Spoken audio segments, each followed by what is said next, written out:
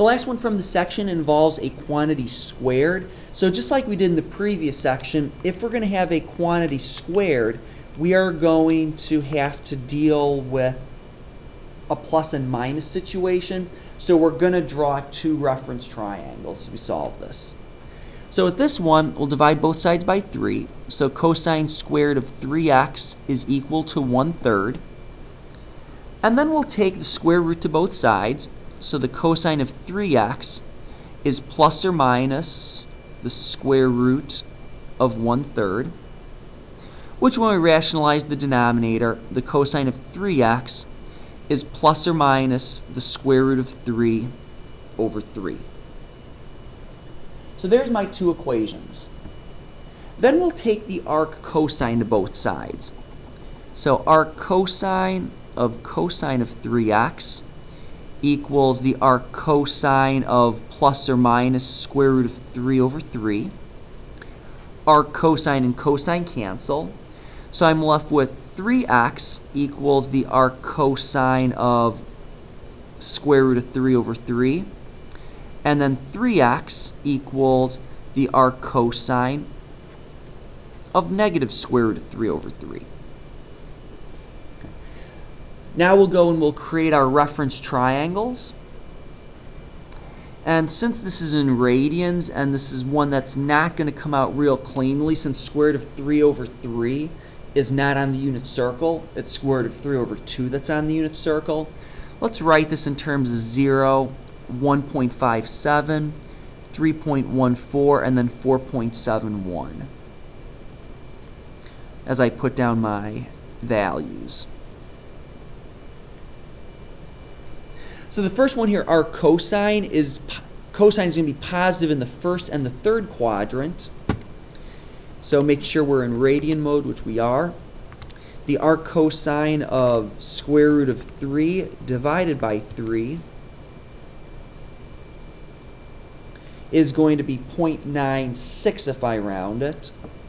So right here I would have a triangle that is 0.96, which means my other triangle in the fourth quadrant is going to be 0.96 as well.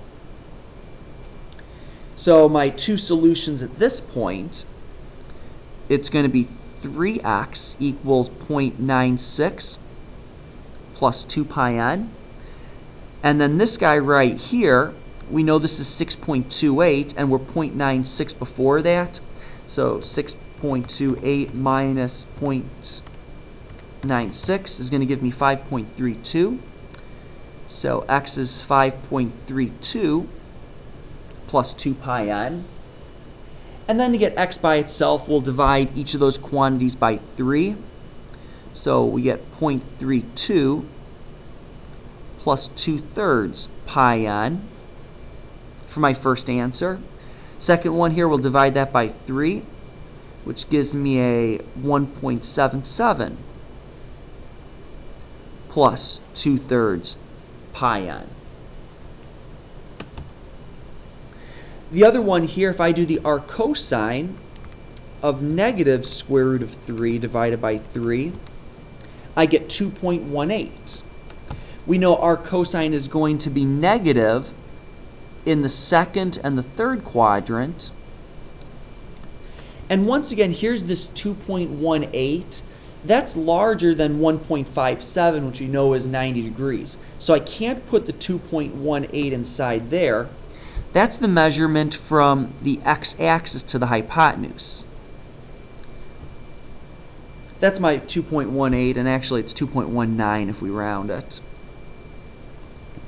So then we can figure out if this is 3.14 and I've used up 2.19, 3.14 minus 2.19, that's going to be my 0.95 or 0.96 if we don't round, which, look at that.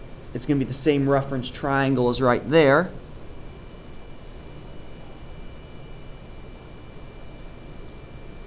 So my first solution here is x equals 2.19 plus 2 pi n. It's actually 3x right there. Is 2.19 plus 2 pi n. Down here, this guy is 3x equals We're 0.96 past 3.14, which is 4.1 plus 2 pi n. And then finally, we'll divide by 3. So there, x is 0.73 plus 2/3 pi n. And here we'll divide each of these quantities by 3, which gives me 1.37 plus 2/3 pi n.